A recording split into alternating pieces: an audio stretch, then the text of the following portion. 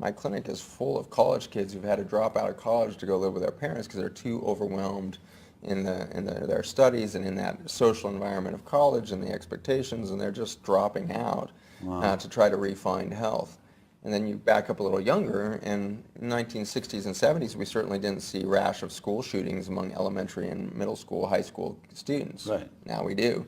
So what's happened in that 30, 40 years to so undermine our ability to neuroprocess, take in information from the outside world, process it in a positive fashion, and build a worldview that is inclusive, not exclusive?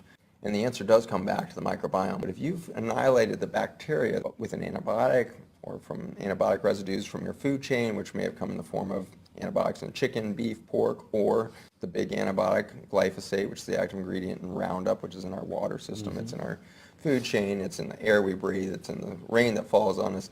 So these antibiotics we're literally steeped in them. And if that has annihilated that very specific bacterial species that should be interacting with your endocrine cells, you can't produce your neurotransmitters. Jesus. Our biology is going to suffer immediately, and we're going to ultimately sterilize our own species. We've got 1 in 4 adult males that or 1 in 3 now that are sterile, can't reproduce. We got 1 in 4 women that are sterile, can't reproduce. I actually ran into a guy that went to film school with me 20-something years ago. We sat down, we were talking. He said, my son has 0 sex drive. He's not attracted to men or women.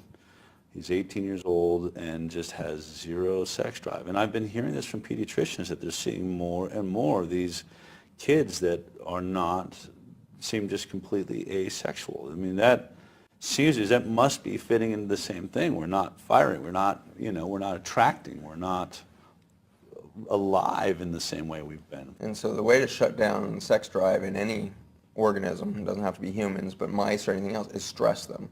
If you stress a mouse through shocking them or sleep deprivation or anything else, they stop reproducing too. But if you stress it enough, that life form makes a very logical decision at the endocrine level to say, we're in war, famine, pestilence. Reproduction is a bad idea right now because there's not enough adequate resources and every day is fight or flight.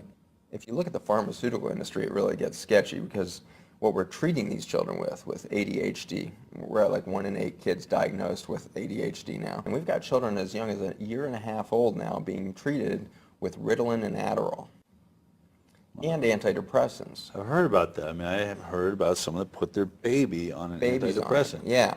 And so antidepressants and then the stimulants. And so Adderall and Ritalin are forms of speed, basically. They're adrenaline.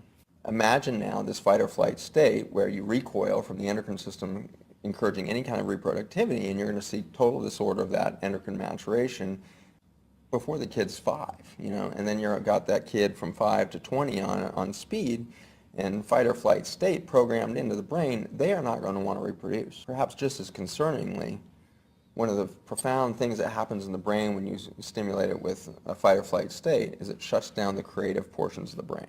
What happens as humans if we lose the creative drive? What does that do to a soul? So the focus for me now is departing from the pharmaceutical model completely. And I don't mean just the Mercks and the Pfizers. I mean really the entire medical concept of disease and treatment. If you look at where medicine is heading and has headed for the last 2 decades, we've birthed these concepts of functional medicine, integrative medicine, alternative medicine. Unfortunately, that group continues to prescribe antibiotics at a very similar rate than our allopathic colleagues do. And stop believing in disease completely and start focusing on learning the mechanisms of health. Plug back into that incredible ecosystem around you. This weekend, instead of going to the ballpark, which is one of the highest rates of glyphosate you'll see anywhere, is in grass park that's managed by your county is being sprayed with Roundup.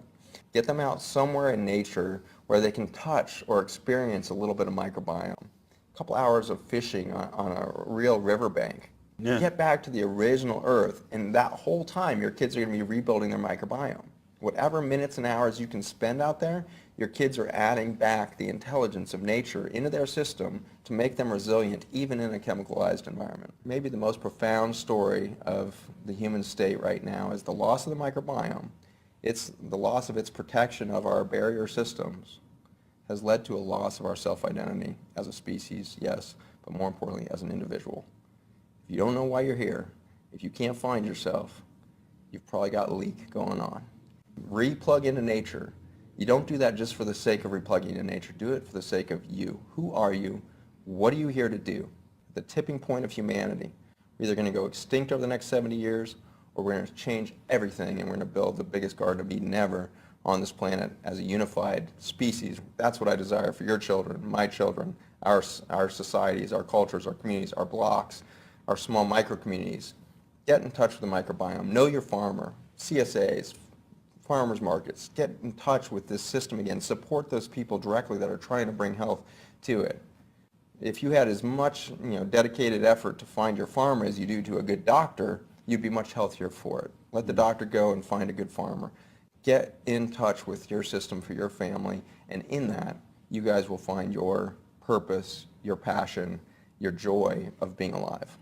Amen, Zach.